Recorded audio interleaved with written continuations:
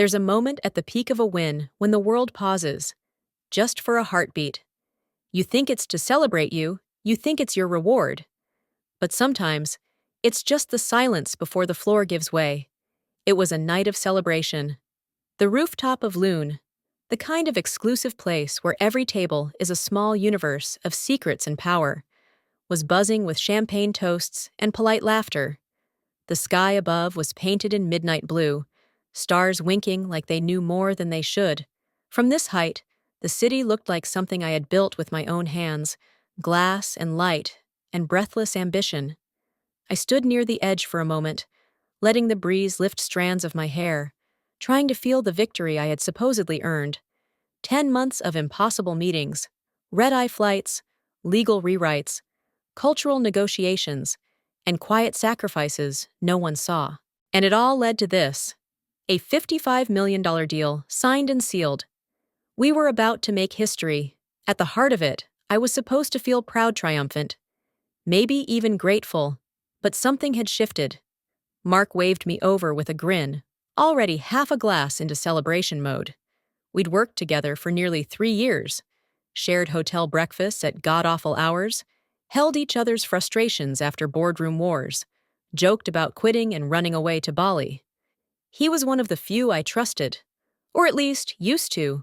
I made my way to the table slowly, my red silk dress whispering around my knees. It was an old favorite I hadn't worn in years, pulled out tonight because I thought I'd want to feel powerful. I thought I'd want to remember this moment. Instead, it felt like I'd dressed for a performance I hadn't auditioned for.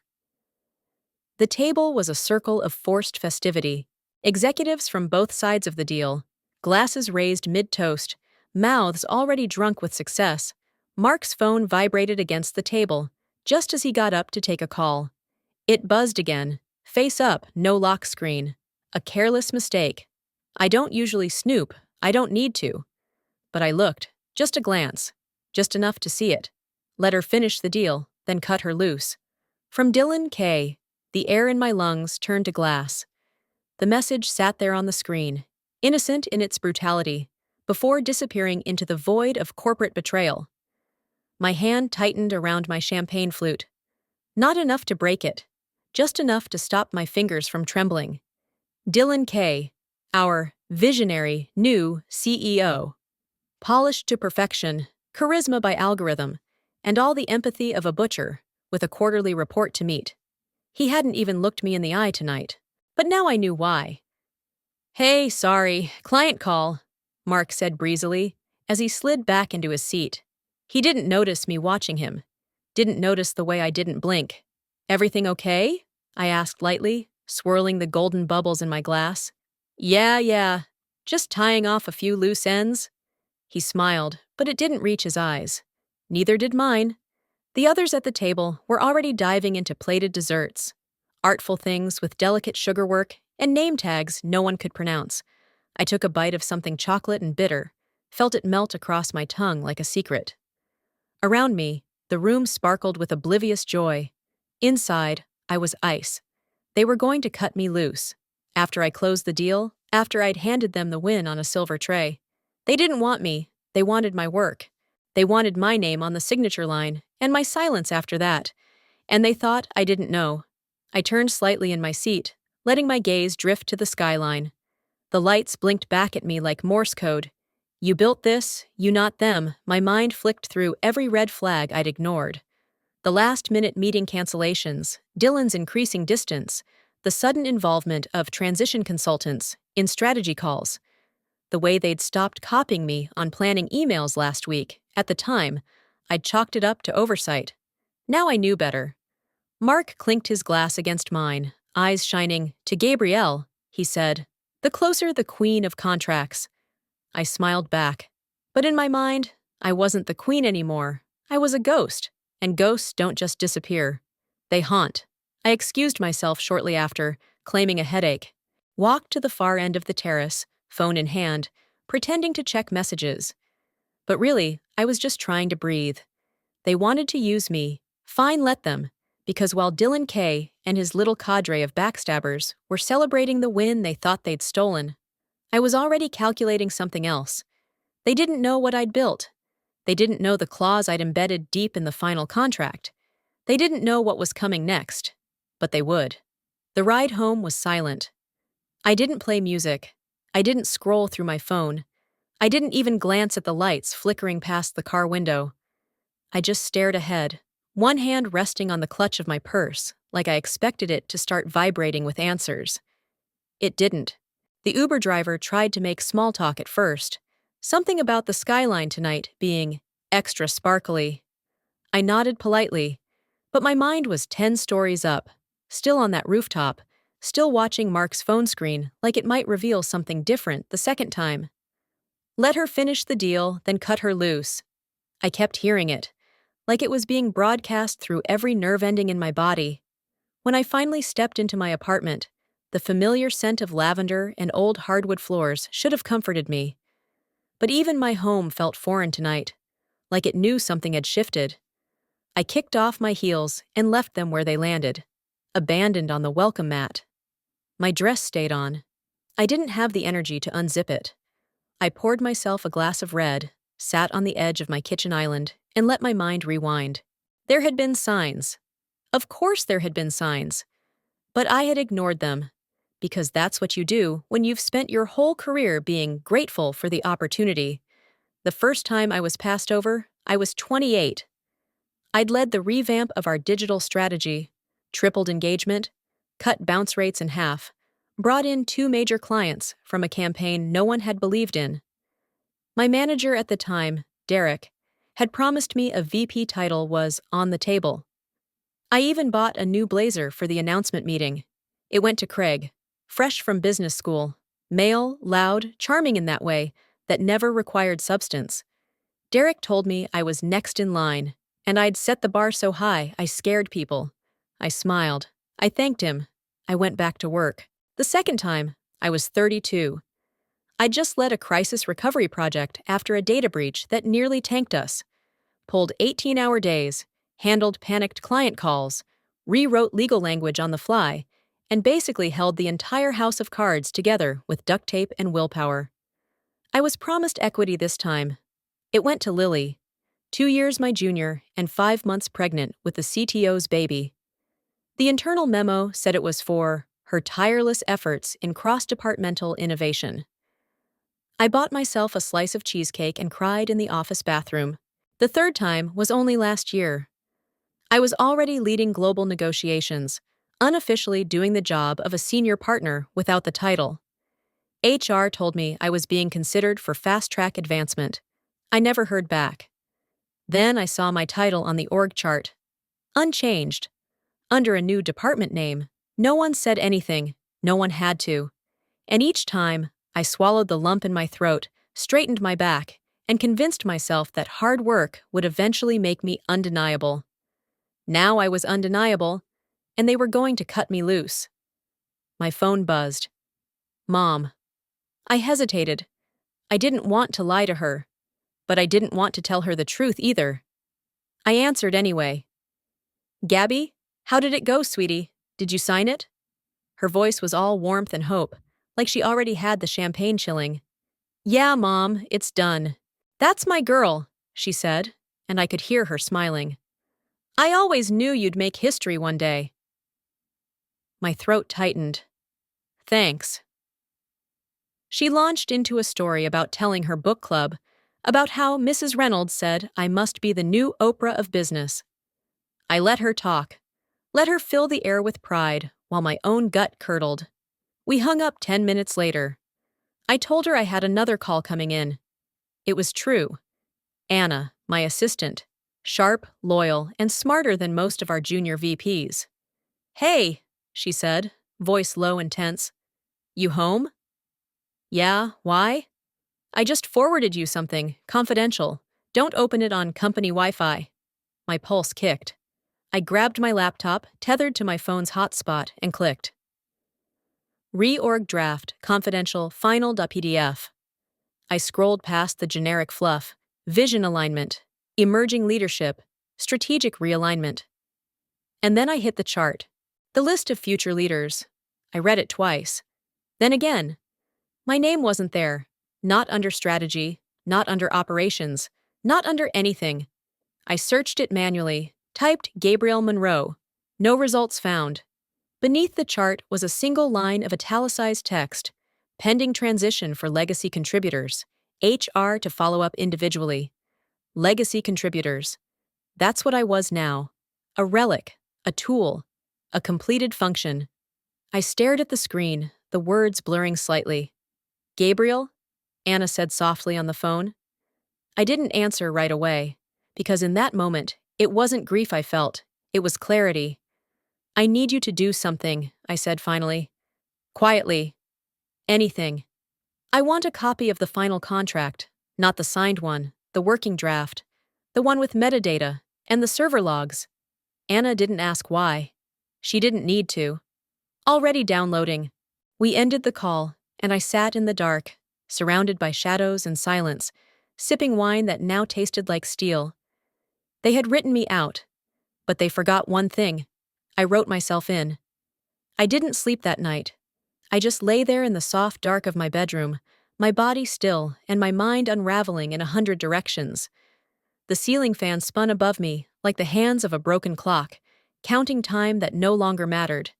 They were going to let me finish the deal. Then they were going to erase me. I had the evidence now. Mark's phone, Anna's document, the silence of my own absence on a list of names that defined the company's future. And yet, something stirred beneath the outrage. A flicker. A buried thread pulling itself free from the folds of memory. A conversation I hadn't thought about in weeks, one I had dismissed at the time as flattery, maybe even a test. But now it felt different. It felt like a door I hadn't realized had been left open. It was 3 months ago, maybe 4. We were in Milan for a mid-phase meeting with a legacy logistics firm, one of the most frustrating clients I'd ever worked with. Hyper-detailed, paranoid, slow to commit, but rich, powerful, and critical to the international framework of the deal. That morning, before the meeting, their COO, Marco Villani, had asked if we could grab a quick coffee. He was tall, graying, and always a little overdressed, like he had just stepped out of an editorial spread on Italian executive elegance. We met at a small cafe near the Duomo. He ordered espresso. I got a cappuccino I barely sipped. I'd expected polite pleasantries, maybe some last-minute clarification, but Marco wasn't one for preambles. I want to ask you something, he said, stirring his cup with slow precision. These documents you've been sending, the pitch decks, the proposals, the implementation flow. Yes? I leaned forward slightly, always professional, always poised. He paused, then said flatly, "They're not written by a professional." I blinked. Excuse me? They're written by someone far more dangerous than a professional, he continued, setting down a spoon.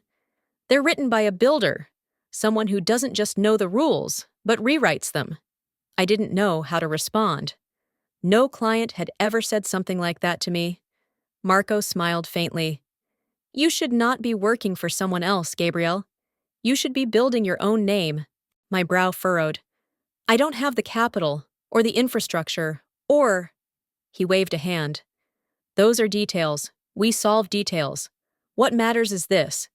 If you ever choose to start something of your own, something real, something that belongs to you, we will finance it. Quietly, completely, no strings except one. I didn't speak. I couldn't. He leaned in, his voice low and serious. Don't wait until they forget your name. Build before they bury it. I smiled then. That polite, careful smile you use when you're not sure if someone's joking or playing politics. I thanked him, said I appreciated the confidence, and walked away thinking it was just another powerful man making poetic offers he wouldn't remember in a week. But now, lying in my dark apartment, with Anna's email open on my phone and my name erased from the future, those words echoed differently. Build before they bury it. He saw it. Long before I did. He saw what they were planning. Or maybe he didn't need to. Maybe he just knew the game better than I did. And for the first time since I read that message on Mark's phone, The cold inside me gave way to something else. Not fear, not sadness. Possibility. I sat up slowly, slipped out of bed, padded barefoot to my desk. I didn't open my laptop. I opened a drawer. Tucked in the back, under old notebooks and expired credentials, was a worn leather folder I hadn't touched in over a year. My own framework, a draft of something I'd started before this project consumed my life. An independent consultancy model, data-driven, modular, contract-agnostic. My name was at the top of every page. I ran my fingers over the cover and closed my eyes. They wanted me silent. But what if I spoke? They wanted me out. But what if I left on my own terms? Because Marco was right. The documents I'd created weren't company property. They weren't built from templates. They were built from instinct, sweat, and an obsession with getting it right. Not for them. For me. And if even one powerful client believed in that, maybe it was time I did too. What if I can do it? The question landed in my chest the morning after I reopened that folder. Not as a whisper, not as a hope, but as a dare. I'd heard it before. Quietly, in the background of long meetings and late nights, in the silence after someone else took credit for my work, in the hollow echo of one more missed promotion. But I'd always buried it. I'd always told myself that dreaming was dangerous, that it was safer to be useful than to be seen. But now they had erased my name. Not by mistake, on purpose. And suddenly, dreaming wasn't dangerous. It was necessary. I didn't start with some cinematic montage. There were no post-it notes all over the wall or girl boss mugs filled with caffeine and vengeance. There was just me, sitting in the dim glow of my desk lamp at 4 a.m., reading government websites with dry language and endless bullet points. LLC versus S-Corp. Tax brackets, contractor status, corporate shielding. I started Googling like my life depended on it, because maybe it did. It was overwhelming at first. Every answer seemed to splinter into a dozen more questions. Every form I read had a dozen footnotes. But I kept going. Because this wasn't a fantasy anymore. It was a blueprint. And I wasn't building something for applause. I was building an exit. No, not just an exit, an escape route. Escape. By the end of the week, I'd filled an entire notebook with legal terms, entity types, EIN requirements, banking protocols, contract structuring. I even started color coding, not because I'm naturally organized, I'm not, but because it was the only way to keep the fear from slipping in between the pages. And then I found her. Her name was Renata Ellis, business attorney, former compliance officer turned independent consultant. Her online profile wasn't flashy, but her client testimonials read like gospel, discreet, ruthless, surgically precise. She didn't advertise empowerment. She didn't talk about manifesting dreams. She talked about protection. I emailed her from a burner account. We met 3 days later in a quiet co-working lounge across town. I told her my plan, carefully, vaguely. She didn't blink, didn't ask why I wasn't doing this through my employer. Just nodded once and said, "It's time, let's do it right." She laid it all out. What I'd need, how to shield assets, how to structure for growth, how to keep everything under the radar, at least for now. And I listened, took notes, asked questions, because I wasn't dreaming anymore. I was acting. It felt strange, holding those papers in my hands, the articles of incorporation, the tax ID forms, the bank application, like I was holding a new version of myself, one with a signature at the bottom that belonged to no one but me. I named it quietly, a name only I understood, something that nodded to the strength I had learned to carry alone. Not flashy, not cute, just sharp, clean, registered, filed. My company was born. I stared at the confirmation email for a long time after it came through. It didn't feel like victory. It felt like permission, not from the world, not from my clients, from myself. I didn't need a parade. I didn't need a headline. I just needed this, a name, a number, a place to build. Because they were preparing to let me go. But I was already gone. It started with small things. Anna was always observant, but now she had that quiet, watchful stillness I knew all too well. The kind that doesn't ask, but registers. I'd been closing my laptop more often when she walked in, double-checking file access settings, spending longer in my office with the door shut, even when I didn't need to be alone. And she noticed. Because Anna noticed everything. She didn't say anything. Not at first. Just kept bringing me coffee exactly the way I liked it, forwarding call recaps before I had to ask, slipping contracts onto my desk with silent precision. But I saw it in her eyes. The flicker of confusion. Then hurt. Then something else. Something that looked a lot like suspicion. It killed me to keep her in the dark. But it wasn't about not trusting her. It was about protecting her. Until that Friday. We were the last two left on the 27th floor. The others had cleared out early for a celebration lunch that I wasn't invited to, despite being the one who had led the deal. Champagne in rented rooms. Toasts I wasn't meant to hear. I was at the end of a draft email when the glass conference room door clicked softly behind me. I looked up. Anna. She didn't speak at first. Just stood there, her hands folded lightly over her notepad, her posture still, but not relaxed. I turned back to my screen. "You're building something," she said quietly. I froze. Not dramatically. Just for a second. A millisecond pause between breath and heartbeat. Then I slowly minimized the window. She walked to the other side of the table and sat down across from me. No hesitation. "I know I'm not supposed to," she continued, "but I see the patterns, the behaviors. And you're not the kind of woman who just spirals. You're methodical when you're hurt. You organize your revenge." I almost laughed, but I didn't. Because the truth was, she was right. I stared at her. Really stared. "How long have you known?" "Suspected. A week. Knew. Yesterday. When you opened a TXT file instead of the CRM export for that regional benchmark breakdown. You were pretending to read something you'd written. But you weren't reading. You were remembering." My throat tightened. "I didn't want to drag you into something that could cost you everything," I admitted. Anna gave a small, sad smile.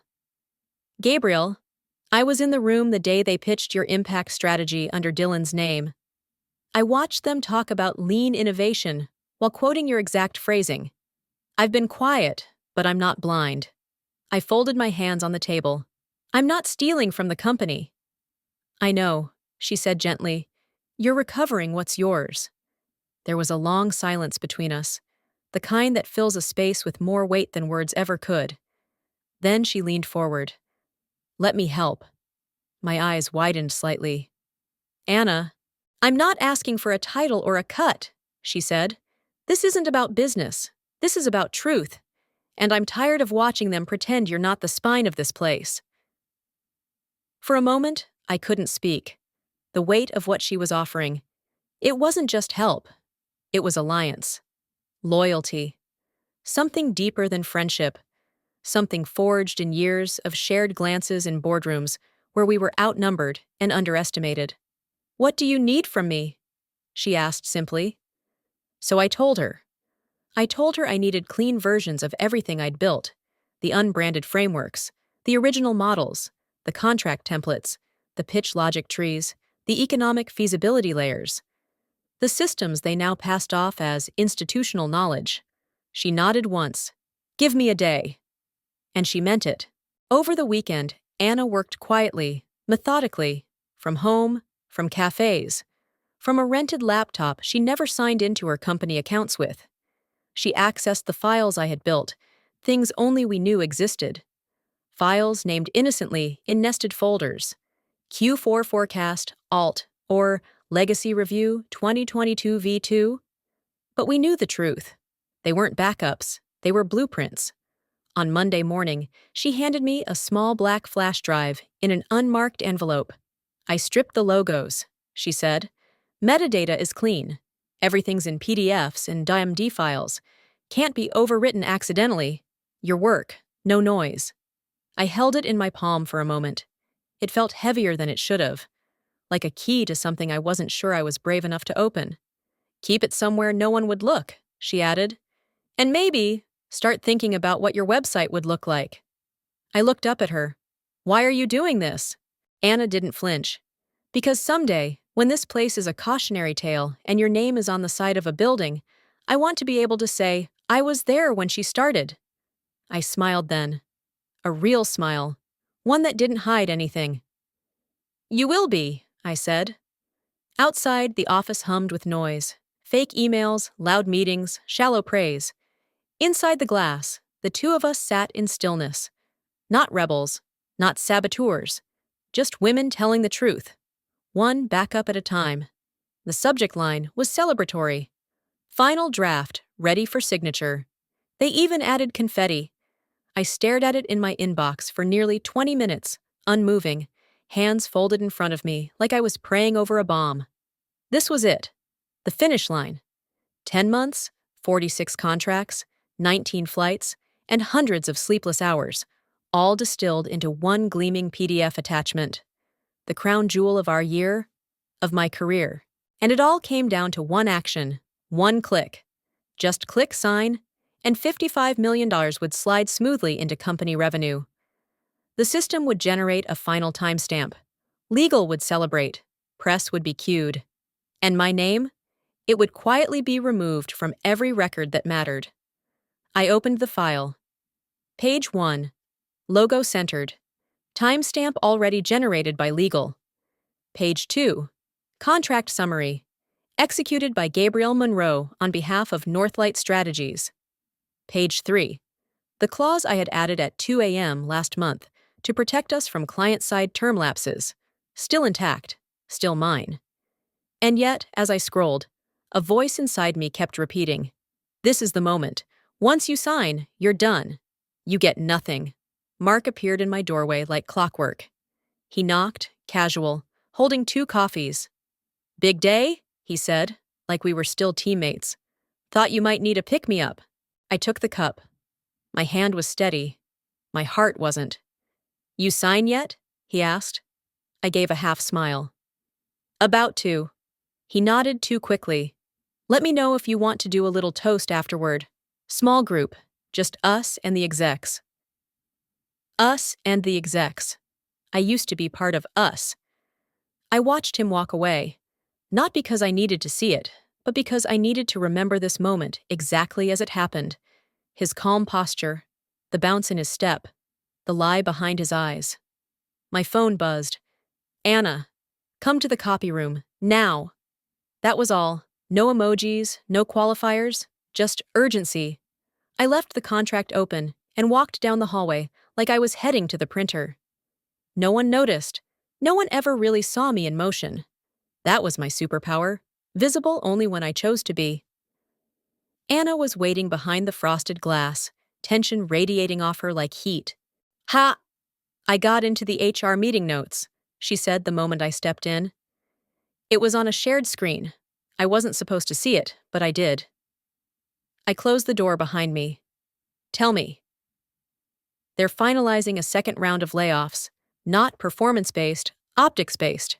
PR timing. Your name's under the header, Phase 2 departures. Discrete package required." I didn't move. "They're pushing it through right after the contract goes through. You sign, they lock it down, then they wipe the slate. You'll get your notice within 48 hours. My throat felt dry. "Is my severance listed?" She nodded. 3 months. No bonus. No statement. "And the deal?" "Goes to Dylan and Mark. Their names are already in the external press draft. Yours isn't mentioned once." I turned away, pressed my hand against the cold metal of the filing cabinet. Of course, of course. The pattern was complete. Use her, replace her, rewrite the story. "What happens if I don't sign?" I asked. Anna blinked. "Legally, nothing moves. The contract requires your named authorization. You hold the signature authority." I turned back to her. "So if I stall, they panic," she finished. The air in the copy room was thick with possibility. We weren't saboteurs. We weren't whistleblowers. We were archivists of truth. I walked back to my desk, sat down. The contract was still glowing on my screen, cursor hovering over the blue click to sign button. I stared at it.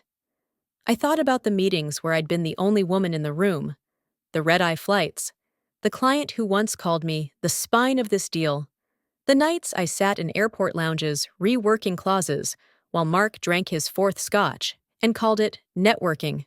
I thought about the champagne that would be poured in my absence, the headlines that would never name me, the job postings already being drafted for my replacement. Then I moved my cursor, not to the signature box, but to reply. Noted. Flagged a legal inconsistency in Clause 17. Will require additional review. Holding signature until resolved. Send. The contract sat, untouched. I closed my laptop. Let them wait. Let them feel it. Because if they wanted to bury me under their success, they were going to have to dig a lot deeper. Some endings don't come with thunderclaps. They come with red lights. It was just after 8:45 a.m. The sun was high, but the city felt gray. Not in color, just in mood. It was one of those mornings where everything looked slightly desaturated, like the world had exhaled and forgotten to inhale again. I took the train, like always. Wore navy slacks, a high-collar blouse, and my favorite trench. Not because I thought I still worked there, but because if I was going to be exiled, I wanted to look like royalty. In my mind, I kept rehearsing how I'd walk into the office, grab what was mine, and leave with grace. Quiet. Composed. Unbothered. Not because I didn't care, but because I refused to let them see it. The security guard at the front desk smiled when he saw me. "Morning, Miss Monroe." I smiled back. "Morning, Tom." He nodded toward the badge scanner. "System was down last night. Might just need a second scan." I tapped my ID card against the turnstile. It blinked red. I tapped it again, still red. Tom stepped out from behind the desk, slow but steady. He tried it himself. 3 tries. Red, red, red. His expression changed. He said softly. "Looks like they pulled your access." I felt something cold uncoil in my chest. I reached for my phone. One new message. From Dylan Mercer. "Effective immediately. Your position at Northlight Strategies has been terminated.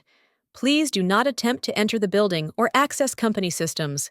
HR will follow up with further information." That was it. No explanation. No phone call. No meeting. No, "Thank you for your years of work." No, "Sorry we had to do this." Just a single sentence that folded an entire career into silence. I read it twice, then again, as if the words might change under the weight of repetition. They didn't. I wasn't surprised, but I was still furious. Not at the firing, at the method. This was supposed to be the company I helped build from the ground up. The deal I had carried on my back across countries, time zones, and the brittle edge of burnout. And now, I wasn't even worth a deactivation notice the night before. I was a red light, a locked door, a void. Anna stepped through the lobby doors like she was running late. She stopped when she saw me. Her mouth tightened, not in shock, but in pain. "You're locked out," she said softly. I nodded. "They cleared your system credentials at 11:52 p.m., she continued.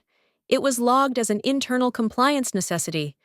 I saw it in the admin panel before they revoked my view." I swallowed hard. "The contract?" "Filed. Signed by Mark. They backdated it by 2 days and filed it as delegated authority. No paper trail, no challenge."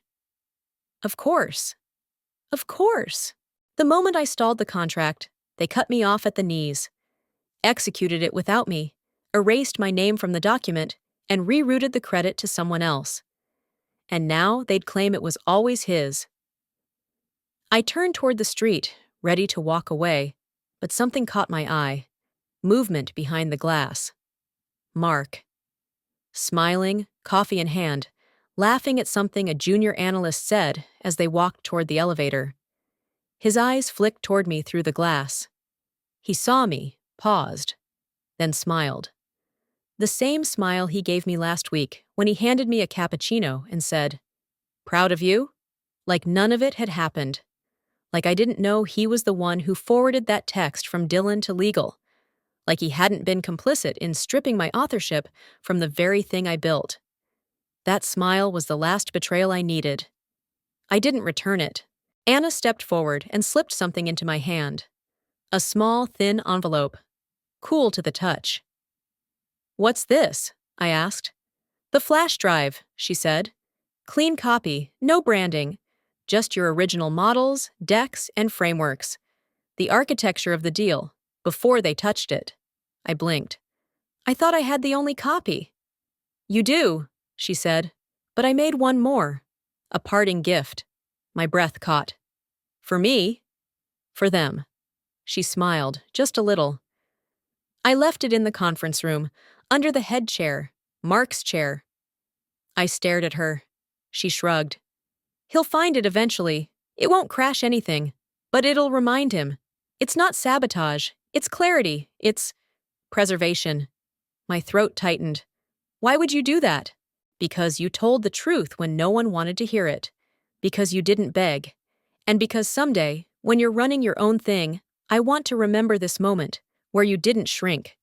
We stood there, two women in a lobby full of shadows, not saying anything more. There was nothing left to say. My phone buzzed again. An auto message from IT. "Your account has been deactivated per termination policy."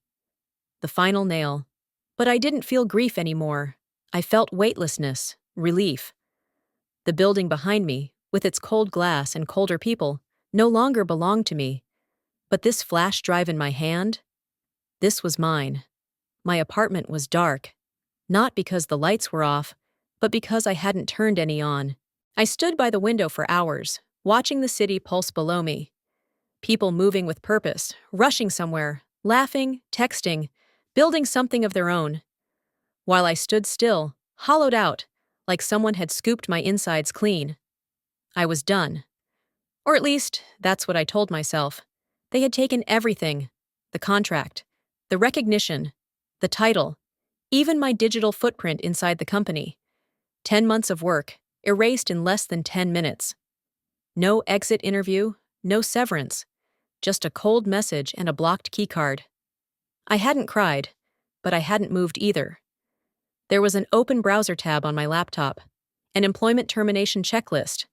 Another tab was an email draft to the client, a polite final message telling them I was no longer involved with Northlight Strategies and would be stepping away from further communication. My cursor hovered over the send button. I wasn't just walking away from a job. I was about to walk away from the entire idea of myself, the version of Gabrielle who was strong, strategic, sharp, the woman who outmaneuvered executives, negotiated million-dollar deals, kept entire teams together with a single glance. That woman had been locked out of the building like a rogue file. Maybe I wasn't meant to build anything on my own. Maybe all those late nights and perfect drafts and seamless contracts didn't matter. Maybe it would always be men like Dylan and Mark, smiling through betrayal, who wrote the rules. I hovered again. One click, and it would be done. Then my phone rang. Mom. I almost didn't answer. I didn't want to lie. I didn't want to cry. But something about her name on the screen cracked me open. I answered, said nothing. "Hi, baby," she said gently. My throat tightened. "Hi." There was a pause. No urgency, no questions. "I was thinking," she said, "of making that lemon soup you like. The one with the noodles and too much garlic." A sound escaped me. Almost a laugh, almost a sob. "You don't have to come," I whispered. "I know," she said. "I want to." There was a silence on the line that felt like a hand on my back, a kind of safety only a mother can give. She didn't ask if I was okay. She didn't say the words job or contract or future. She just loved me. And for the first time in 24 hours, I remembered that I existed outside of their systems. "I'll be there in an hour," she said, then hung up. I set the phone down, stared at the email on my screen. Then slowly, I closed the draft. I walked to my bookshelf. Old, dusty, cluttered with things I kept meaning to sort. There was a worn leather folder tucked between two business books I never finished reading. I pulled it down and opened it. Inside was a printed email. From months ago. From him. Marco Villani, the Milan client. His words were short, but they burned into me now. We want to invest in you. Not a company, not a logo, not a board. You. If and when you're ready, we're here. I stared at the words until they blurred. You. Not Northlight Strategies. Not Dylan. Not Mark. Gabriel. I opened my laptop, found the final version of the deal document, the one before they stripped my name, the one Anna had saved. I opened it, scrolled to the bottom. Company name, Northlight Strategies Authorized Signatory, Dylan Mercer, CEO, Delete. Delete. Company name, Monroe & Co. Authorized Signatory, Gabriel Monroe, CEO. I sat back. For a long moment, I said nothing. Just stared at my name, bold, clean, sharp. It wasn't about revenge anymore. It wasn't about recognition. It was about truth. I built this. And now, it would carry my name. The send button didn't glow. It didn't buzz with anticipation. It sat there, small, gray, final. But when I clicked it, something in me changed. The contract, the real one, the one I had built, revised, fought for, was now stamped with a new name, Monroe & Co. Authorized Signatory, Gabriel Monroe, CEO, no corporate filter, no invisible man behind the curtain, no committee reshaping my sentences or deleting my signature in the final round. Just me. It was done. It was real. I sat still for a moment after sending it, waiting for the old fear to crawl back in. The doubt, the anxiety, the whispered voice that always said, "You're not enough without them." But it didn't come. Instead, my email pinged. Marco Villani. Confirmed, and the investment is still on. Just like that. 2 sentences. No hesitation. I whispered the words aloud, like a prayer. And the investment is still on. My hands trembled. Not from fear, but from release. After everything they tried to strip from me, I still had the one thing they never expected. Leverage. And it didn't stop there. The first message came 10 minutes later. From a client I hadn't spoken to in over a year. One I helped navigate through a hostile takeover that nearly gutted his firm. Gabriel, heard you moved. If you're taking clients, let's talk. I've got a mess on my hands and nobody I trust at Northlight. I stared at it for a long moment, then typed back 2 words. Let's talk. Then came another. Is it true? You started something of your own? I'm not surprised. We always knew you were the brain behind those deals. I've been wanting out of my current contract. Call me? By the end of the hour, there were 9 messages. By the end of the day, there were 32. They weren't just clients. They were survivors.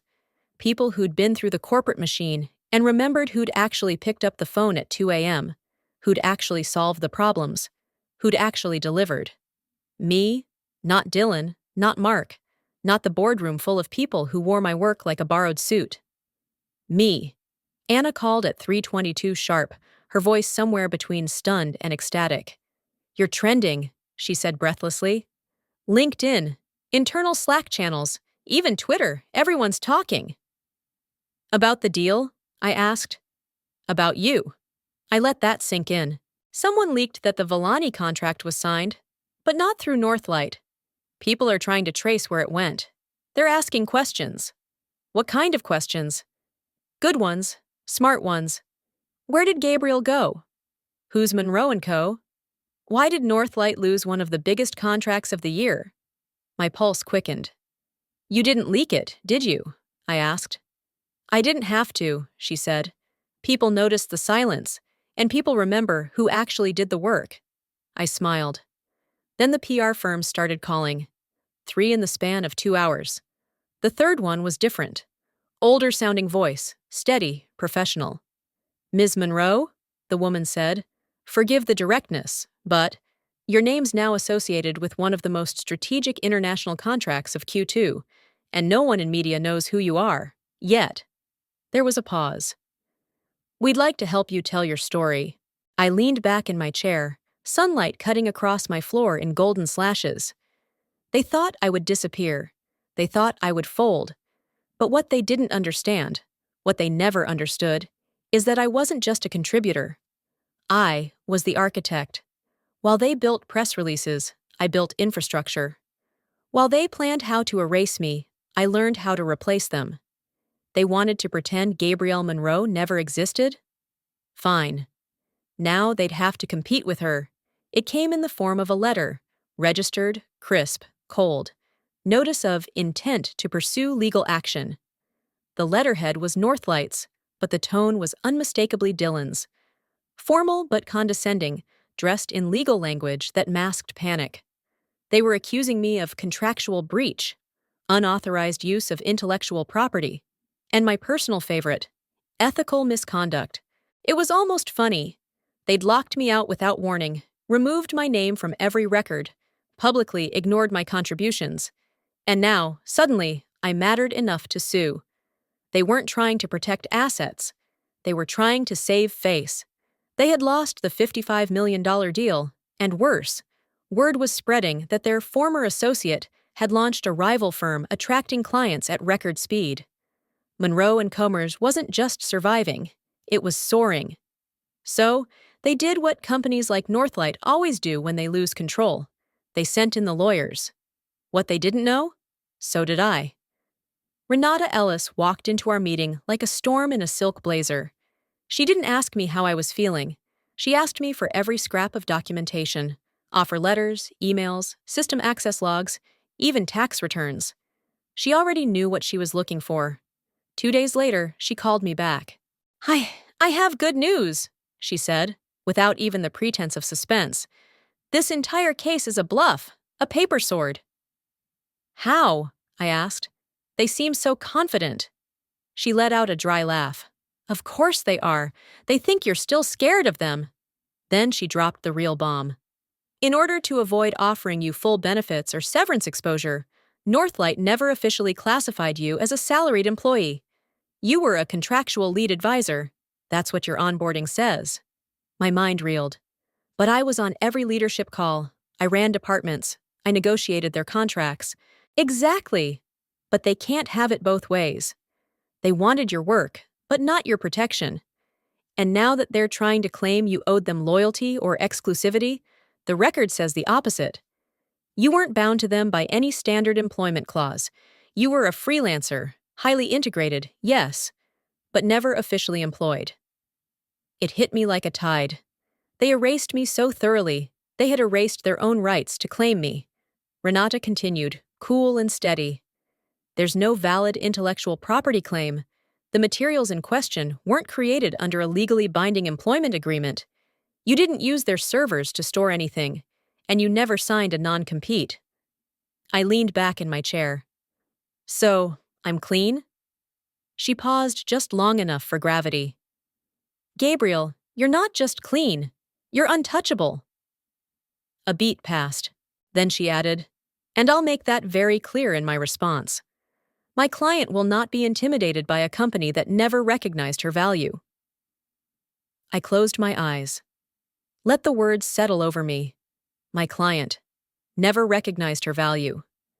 Every attempt to erase me had been a step toward my freedom. Northlight didn't break me. They built the circumstances for my reinvention. They wanted silence. They got headlines. They wanted ownership.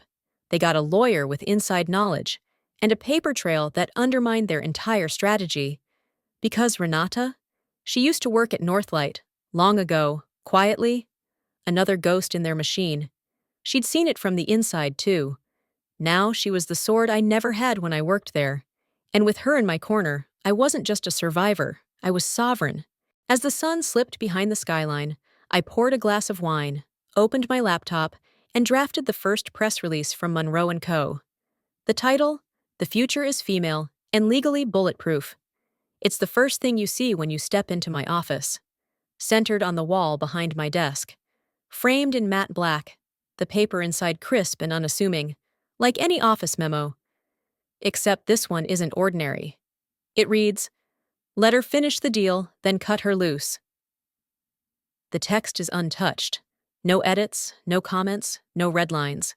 Just the raw cruelty of corporate logic, frozen in time. It was never meant to be seen. A private message from a CEO to a subordinate. The kind of digital whisper that's meant to vanish behind NDA walls and polite handshakes. But I kept it. I printed it. And now it hangs above the chair where I sit as the CEO of my own firm. Some people think it's a joke, a bit of motivational sarcasm. They chuckle awkwardly and ask, "Who wrote that?" Others are smarter. They don't ask. They read it, glance at me, and quietly understand. It's not a trophy, it's a scar. And I wear it with pride. The office around me buzzes with soft sound, fingers tapping keyboards, quiet phone calls, the clink of glasses from the lounge on the mezzanine.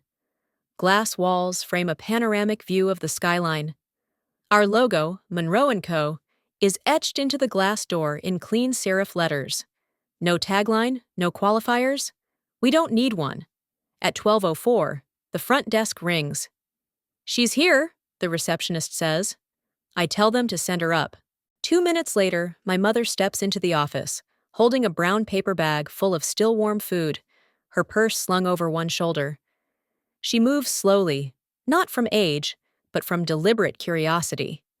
She's taking it in. All of it. The wide windows, the sleek chairs, the massive central table covered in legal briefs, financial forecasts, and printouts of headlines bearing my name. Then she sees the frame. She pauses. Her head tilts slightly as she reads it. She doesn't ask what it means. She doesn't need to. She turns to me. Her expression is unreadable for a moment, then softens into something so profound it steals the breath from my chest. "They didn't fire you," she says, stepping closer.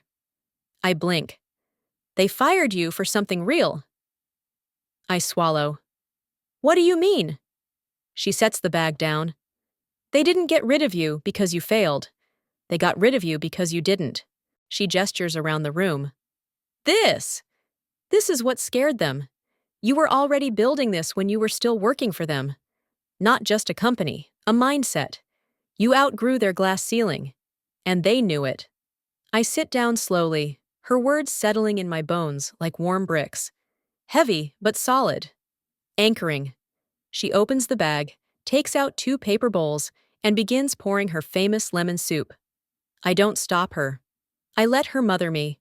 For a moment, we're just 2 women sharing lunch, one who raised the other, and the other who had no idea how much of her mother's strength she'd inherited until the moment she had to stand alone. My phone buzzes on the table. I glance at it, half expecting a client reminder or a press ping, but it's from Leah, my CFO.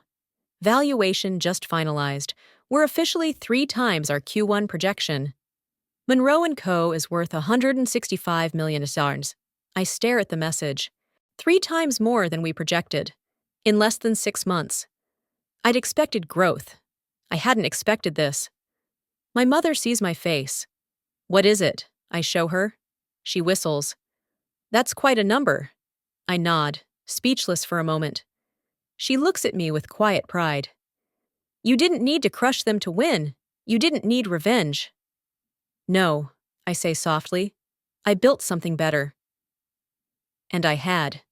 I didn't spend my energy plotting how to bring Northlight to its knees.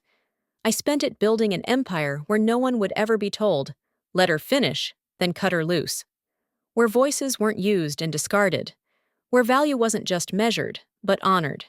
Monroe & Co. wasn't a revenge project. It was a reclamation. My legacy isn't that I survived what they did. It's that I transformed it. I glance back at the framed message one last time.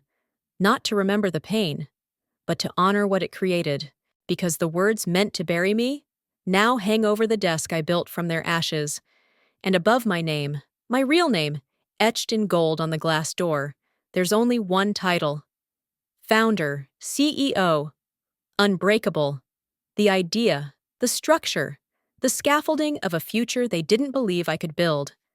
And now, they'd never be able to touch it again.